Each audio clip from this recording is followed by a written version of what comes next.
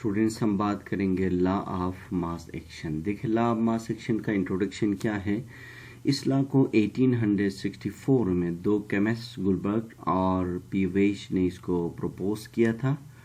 और जैसे कि मैंने लिखा in 1864 two chemist Guldberg and P Waage propose the law of mass action. Law of mass action का स्टेटमेंट को जानने के लिए एक टर्म बहुत ही जरूरी, वो क्या है? Active mass. एक्टिव मास के बारे में कहा जाता है यानी किसी भी डाइल्यूट सोल्यूशन में number of moles of reactants and number of moles of product, यानी किसी भी 1 dm³ डाइल्यूट सोल्यूशन में number of moles of reactant and number of moles of product को एक्टिव मास कहा जाता है। एक्टिव मास को नॉर्मली स्क्वायर ब्रैकेट से इसको रिप्रेजेंट किया जाता है। इसके बाद हम बात करते हैं कि लॉ ऑफ मास एक्शन क्या है। देखें, लॉ ऑफ मास एक्शन कहता है, यानी स्पेशली रिवर्सिबल रिएक्शन के हवाले से हम बात कर रहे हैं क्योंकि इस चैप्टर में हमें रिवर्सिबल रिएक्शन पे बात करना है, कि ये लॉ कहता है यानी किसी भी केमिकल रिएक्शन का जो रेट होता है, जो इसका जो स्पीड होता है, वो हमेशा डायरेक्टली प्रोपोर्शनल होगा active masses of the reactants. हमें पता है कि रिवर्सिबल रिएक्शन के हवाले से रिएक्शन जो है ना, रिएक्शन फॉरवर्ड डायरेक्शन में भी प्रोसीड कर लेती है और इसी तरह से रिएक्शन का जो डायरेक्शन होता है वो बैकवर्ड डायरेक्शन में भी होता है। तो इसी तरह से ये डिपेंड करेगा active masses of the reactants. Active mass of the reactant का मतलब ये हुआ अगर रिएक्शन रिएक्टेंट से प्रोडक्ट की तरफ जा रही है, अगर रिएक्शन प्रोडक्ट से रिएक्टेंट की तरफ आ रहे, तो ऐसे में हम यहाँ पर यह लॉ कहता है कि रिएक्शन का जो रेट है, उसका जो स्पीड है, वो हमेशा active masses of the reactant के साथ डायरेक्टली प्रोपोर्शनल होगा। अगर active masses of the reactant ज़्यादा होंगे तो रिएक्शन का रेट ज़्यादा होगा।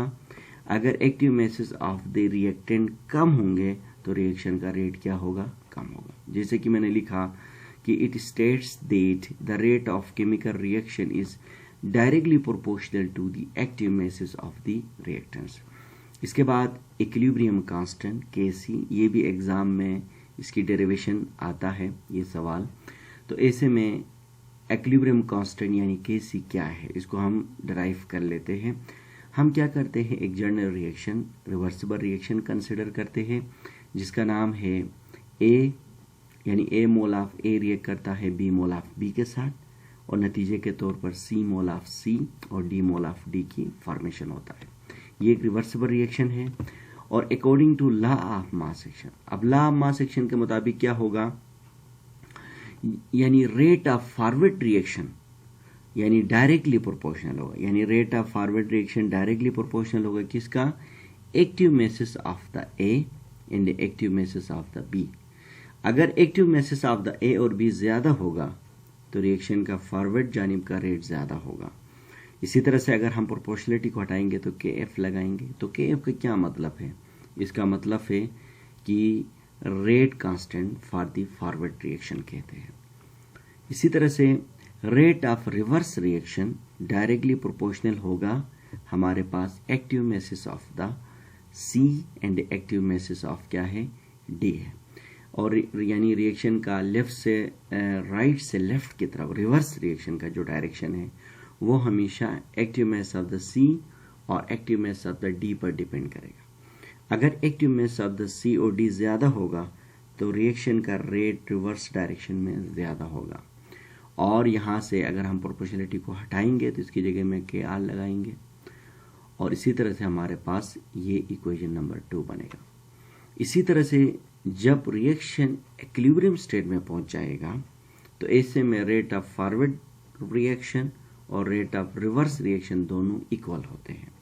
तो इसी तरह से इक्वेशन नंबर 1 और 2 को यहाँ पुट कर लेते हैं। इसको रीअरेंज करेंगे तो Kf डिवाइड बाई Kr होगा और इसी तरह से active masses of the product divide by active mass of the reactant होगा और Kf डिवाइड बाई Kr को हम Kc का नाम देते हैं और Kc बराबर होगा active masses of the product divided by active masses of the reactant होगा। और वेयर Kc क्या है? It is known as the equilibrium constant कहते हैं। अगर मैं अभी इक्विलिब्रियम कांस्टेंट को डिफाइन करूं तो क्या होगा, यानी it is the ratio of the active masses of the product and the active masses of the reactant is known as the Kc कहेंगे हम इसको।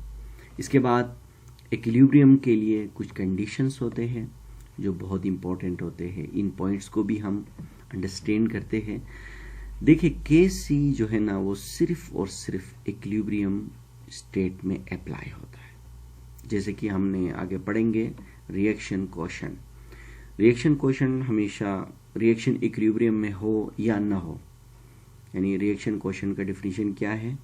It is the ratio of concentration of product and the concentration of the reactant at any stage, यानी वो equilibrium में हो या ना हो तो उसको हम रिएक्शन क्वोशंट यानी जिसको हम के से रिप्रेजेंट क्यू से रिप्रेजेंट करते हैं, मैं आपको आगे डिटेल में पढ़ाऊंगा। जबकि Kc क्या है? It is the ratio of the active masses of the product and the active masses of the reactant at equilibrium state, यानी रिएक्शन इक्विलिब्रियम स्टेट में होना लाजमी है। तो ये पहला पॉइंट है।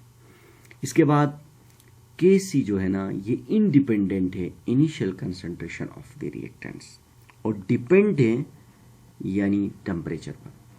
यानी इनिशियल कंसंट्रेशन क्या होते हैं? देखिए किसी भी केमिकल रिएक्शन में यानी वो मोल्स जिसको हम रिएक्ट करवाना चाहते हैं उन मोल्स को जहाँ टाइम जीरो होता है इनको हम इनिशियल कंसंट्रेशंस कहते हैं। तो इसी तरह से इनिशियल कंसंट्रेशन जब हम Kc लिखते हैं तो Kc तो हम रिएक्शन जब इक्विलिब्रियम स्टेज पे पहुंच जाती है तो हम Kc लिखते हैं और इनिशियल जो कंसंट्रेशन होते हैं वो हम Kc में शामिल नहीं करते हैं। इसीलिए कहा जाता है कि जो Kc है it is the independent of initial concentration of the reactants, लेकिन टेम्परेचर डिपेंड होती है क्योंकि टेम्परेचर का बढ़ने से Kc पर इफेक्ट होता है। तीसरा पॉइंट है नॉर्मली जो कंसंट्रेशन ऑफ प्रोडक्ट होता है इसको न्यूमरेटर में लिखा जाता है और कंसंट्रेशन ऑफ जो रिएक्टेंट होता है, यहाँ पर मैं इस चीज रिएक्टेंट होता है इसको हम डिनोमिनेटर में लिखते हैं। यानी कंसंट्रेशन ऑफ द प्रोडक्ट यानी active mass of the product को हम न्यूमरेटर में लिखेंगे और active mass of the reactant को हम डिनोमिनेटर में लिखेंगे। इसके बाद वैल्यू ऑफ Kc हमें बता रही है कि पोजीशन ऑफ इक्विलिब्रियम रिएक्शन का डायरेक्शन किधर होगा, कंसंट्रेशन ऑफ प्रोडक्ट ज़्यादा है या कम है। तो इस हवाले से 3 केसेस से डिटेल में हम आगे डिस्कस कर लेते हैं। और देखिए अगर Kc का वैल्यू हमारे पास लेस देन 1 होगा, क्योंकि हमें पता है Kc का प्रोडक्ट के साथ डायरेक्ट रिलेशन है और रिएक्टेंट के साथ इनवर्स रिलेशन है। अगर Kc 1 से लेस होगा तो इसका मतलब ये होगा कि प्रोडक्ट का कंसंट्रेशन कम होगा और रिएक्टेंट का कंसंट्रेशन ज़्यादा होगा, क्योंकि Kc का प्रोडक्ट के साथ डायरेक्ट रिलेशन है। अगर Kc ग्रेटर देन 1 होगा इसका मतलब ये है कि कंसंट्रेशन ऑफ रिएक्टेंट हमारे पास ज़्यादा है और कंसंट्रेशन ऑफ प्रोडक्ट हमारे पास क्या है? कम है। अगर Kc इक्वल टू 1 होगा तो इसका मतलब ये है कि concentration of product is equal to the concentration of reactant.